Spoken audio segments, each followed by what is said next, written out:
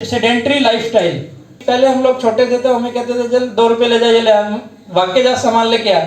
तो हमारे दिन में कम से कम 15-20 चक्कर लगते थे आसपास की जो हमारे मोहल्ले गली मोहल्ले में दुकानें होती थी।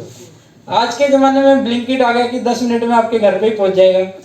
और बच्चे इतने आलसी हो रखे हैं आज के ज़माने में कि दरवाज़ा भी खोलने के लिए माँ बाप को कहेंगे कि पापा कोई आया है, जाके देख लो।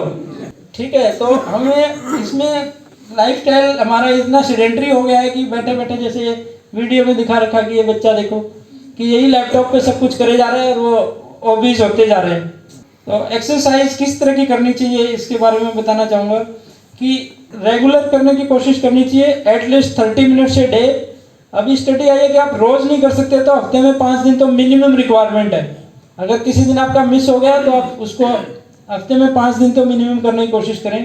कितनी होनी चाहिए, उससे स्वेटिंग हो जानी चाहिए। जब तक स्वेटिंग नहीं हो रही आपको हल्की सी, तब तक वो उतना बेनिफिट नहीं दे पाती।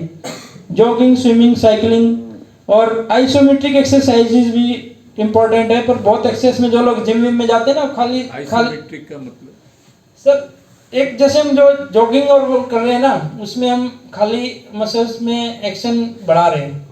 आइसोमेट्रिक में क्या है कि हम जैसे वेट उठाए, उसमें क्या है कि मसल कॉन्ट्रैक्ट हो रही है, वेट बेयरिंग कर रही है वो, तो उसको हम आइसोमेट्रिक बोलते हैं कि जो शॉर्टनिंग और वो एक्सपेंशन नहीं हो पा रहा है मसल्स का। हम रनिंग कर रहे हैं। Isometric is a type of contraction of muscle. या Where movement is not possible. Yes, वही मैं बताना चाह रहा हूँ। For example, you are pushing the ball. Yes, ball.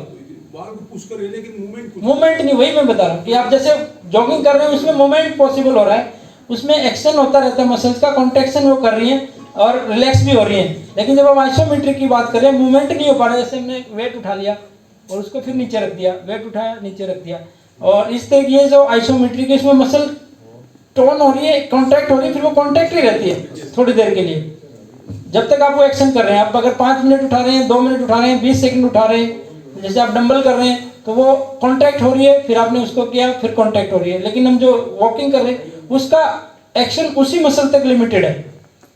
अगर जो ब्लड सप्लाई बढ़ रही है उसी मसल की बढ़ रही है। लेकिन हम जब रनिंग कर रहे हैं, साइकिलिंग कर रहे हैं, वॉक कर रहे हैं, तो उसका कार्डिक बेनिफिट और चीज़ों से अच्छा है। इसलिए अगर आप जिम में जाएंगे तो 2 तरह की बात करेंगे, कार्डियो ट्रेनिंग अलग है, मसल ट्रेनिंग अलग है। और जो बेनिफिट है वो कार्डियो के साथ साथ मसल ट्रेनिंग का भी बहुत ज़्यादा है। एक एज के बाद मसल ट्रेनिंग बहुत ज़रूरी हो जाती है, क्योंकि अगर मसल ट्रेनिंग नहीं हो रही है तो मसल प्रोटीन और मसल जो है वेस्ट होने लग जाता है। और मसल ही है हमारे शरीर का पावर हाउस, वो सारी जो टॉक्सिन और जो ग्लूकोज और सबको वो यूज़ करती है, तो वो एक्स्ट्रा जमने नहीं देती ब्लड वेसल्स में।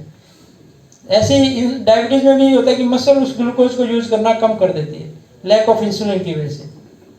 वरना जो हम खा रहे हैं वही डायबिटीज़ वाला बंदा खा रहा है, हमारी शुगर कंट्रोल है, उसकी नहीं है, क्योंकि उसकी मसल्स में एंट्री जो ग्लूकोज की है वो इंसुलिन के थ्रू होती है, वो बंद हो गई तो वो ग्लूकोज सारा ब्लड में रह गया। तो ऐसे ही कि हमें दोनों तरह की एक्सरसाइज करनी चाहिए। आइसोमेट्रिक जो एक्सरसाइज है वो मसल को ज़्यादा स्टिमुलेट करती है। सर ये योगा करना चाहिए या जिम वाला? मैम एक्सरसाइज किसी भी फॉर्म में हो वो बेनिफिट करती है। योगा भी एक तरह का एक्सरसाइज है, जिम भी एक्सरसाइज है, वो करनी चाहिए, हमें जरूर करनी चाहिए, चाहे हम किसी भी वे में करें, बेनिफिट है। योगा को और भी अच्छा माना जाता है कि योगा में आप एक्सरसाइज के साथ साथ मेंटली भी रिलैक्स हो रहे हैं। जिम में उसमें आपका मेंटल फोकस अलग लेवल पे है, योगा में मेंटल फोकस अलग है, सांस पे भी कंट्रोल, सांस पे भी कंट्रोल, तो हर चीज़ का बेनिफिट है। तो exercise has lot of benefit. आपका वेट कंट्रोल करती है, आपकी हेल्थ कंडीशन अच्छी रहती हैं, मूड भी अच्छा रहता है, एनर्जी भी, स्लीप भी, और sometimes it can be a fun. तो हमें एक्सरसाइज के बगैर तो आपको कोशिश करनी चाहिए कि 30 मिनट्स एक्सरसाइज डेली करें। बहुत सारे लोग जिम विम नहीं जाते हैं, वो वॉकिंग के फैन हैं, वॉक करते हैं कि मैं 5 किलोमीटर वॉक करता हूँ, 7 किलोमीटर वॉक करता हूँ, तो उनकी वॉकिंग टेक्निक भी अच्छी होनी चाहिए, वरना कई बार हील में, पैर में उनको एक्सरसाइज के दौरान फिर जल्दी से दर्द शुरू हो जाते हैं, घुटनों में, हील में। तो उनको ये टेक्निक है कि भी आप हील फर्स्ट होनी चाहिए, आर्म भी स्विंग होनी चाहिए, स्पाइन सीधी होनी चाहिए, और ब्रिस्क स्पेस रखनी चाहिए, ब्रीथ फ्रीली, और अप एंड डाउन स्पीड में मूवमेंट होने चाहिए, कभी स्पीड फास्ट होगी, कभी स्लो होगी। और इसका बेनिफिट जैसा मैंने बताया, जब तक आपकी स्पीड इस लेवल तक ना पहुंचे कि स्वेटिंग होने लगे या आपको एक वर्ड होता है कि पफ ऑफ, इंटेंसिटी इतनी कि आप बोलते वक्त आपको हाँफने लगो, तब असली बेनिफिट वॉक का मिलता है। ऐसे नहीं कि जैसे आप पार्क में 5 लोग चल रहे हैं, आप 5 किलोमीटर चल लिए और गप मारते हुए बिल्कुल स्लो स्लो चल रहे हैं।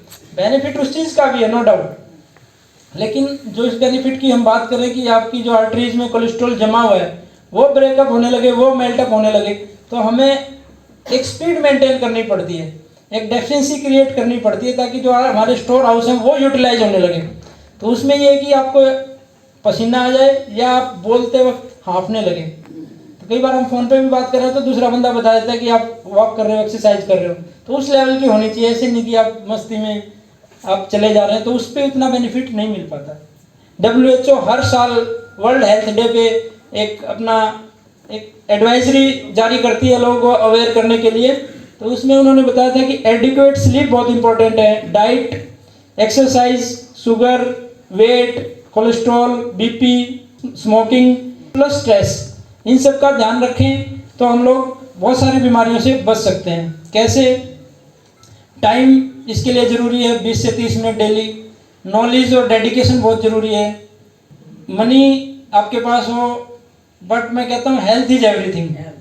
अब डेडिकेशन की मैं बात करूँ, हम लोग सब बिजी हैं, और जब बिजी होते हैं ना, किसी दिन किसी रिश्तेदार के घर जाना है, कहीं आपने कहीं घूमने जाना है, तो सबसे पहले क्या काम होता है? जो हमारा एक्सरसाइज वाला टाइम होता है। आज मैंने कहीं जल्दी फ्लाइट पकड़नी है तो आज की एक्सरसाइज कैंसिल, आज मैंने शादी में जाना है, आज की एक्सरसाइज कैंसिल। तो जो रूटीन वाले लोग भी हैं ना, वो भी अगर कहीं भी टाइम क्रंच होता है तो सबसे पहले वो जो हमारा डेली रूटीन में से वो टाइम सबसे पहले मिस होता है। हम लोग अपने फ्लाइट बुक करनी है ना, तो इस हिसाब से करेंगे कि सुबह जल्दी उठ के जाए, चाहे हमें जाके वहाँ इंजॉय करना है, लेकिन उस दिन की आपकी एक्सरसाइज गई। तो अगर डेडिकेटेड आदमी हो ना, तो वो अपना उस हिसाब से भी प्लान कर सकता है कि मैंने 20 मिनट तो डेली करने ही करने हैं। इसमें एक फेमस कोट है, those who think they have no time for body exercise will sooner or later have to find time for illness। अगर आप अपना ध्यान नहीं रखेंगे तो बीमारी आपको अपने आप पकड़ के लिटा लेगी। और एक और फेमस है कि ओबेसिटी पे, your body is the baggage you must carry through your life, more excess baggage shorter will be the trip. अगर वेट ज़्यादा है तो आपकी यात्रा छोटी होगी। तो thank you for your patient listening.